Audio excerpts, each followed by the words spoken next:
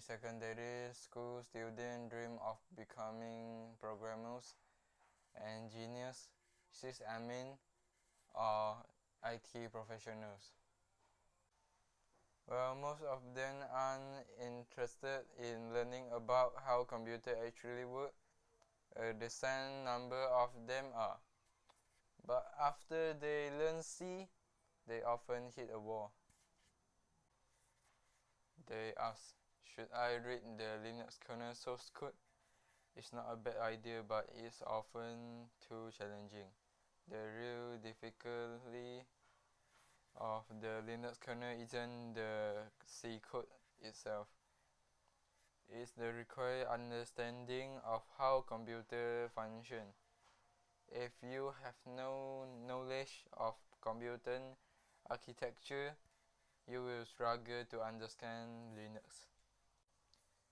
There are many great resources available online for learning about computers and operating systems, with x86 being one of the most well-known. You can also read books like OSTAP and CSApp. Now, I'd like to offer some advice that might help you read large projects, including the Linux kernel. First thing first, don't start by reading from the main function. You will not fully understand the Linux kernel in just a few months. Large projects like Linux are not linear. They need to adapt to various architecture and hardware, so reading them this way is highly inefficient. Next, let's talk about where to find resources that will help you read the Linux source code more smoothly. The first place to look is the readmes and documentation. You can think of this as living learning material. As long as Linux alive, they won't be outdated for long. Another resource is books. Famous projects often have many books written about them. For Linux, Linux kernel development is a great book for getting started with the kernel. Finally, there are blogs. Many blogs offer detailed explanation of specific subsystems, making them excellent reading material themselves. To do a good job, you need good tools, right? Here are a few tools I recommend. The first and most important is a text editor. I recommend NeoVim. If you are working over SSH, you can try VS Code. It's more user-friendly. But for reading code, I personally prefer NeoVim because it's a bit more nimble. NeoVim also supports many plugins. I highly recommend LSP and Telescope. The former makes the code easier to read, and the latter help you quickly locate files and lines of code. Here's another great tool that isn't NeoVim plugin, ctext. It allows you to quickly find where a function is declared. ctext is incredibly useful in most situations. If you are still feeling overwhelmed and think you can possibly understand the Linux kernel, ask yourself if you have studied the following. First, have you learned C?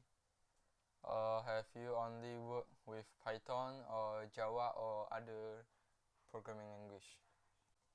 Second, are you aware that GCC have extension and attributes?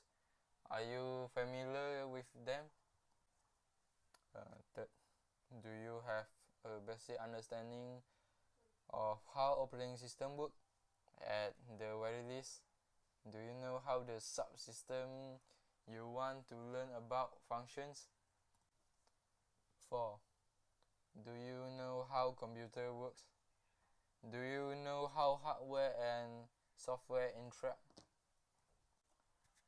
Finally, how much do you know about the toolchain you will be using? Do you feel like it's enough?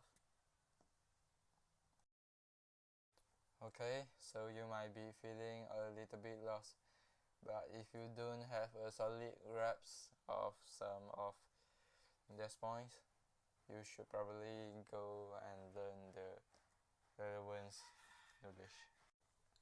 First, you should be at least familiar with the basic syntax and data structure of C. Second, when you encounter an unfamiliar attribute, just Google it. It's usually not that hard to figure out. Third, you can try doing the x86 lab. It took me about 4 months to complete, and it was a lot of fun. I highly recommend writing a blog as you go. It will double the benefits. Or you can try developing a Linux driver. That's a great way to get started. 4. You can read some hardware related books to better understand how hardware works. As for the toolchain, just find some tutorials. After that, practice makes perfect. Okay, I hope this helped you all successfully learn Linux. Whether you want to understanding, scheduling, file system, or driver development, you can do it if you want to. Don't give up. Keep making progress.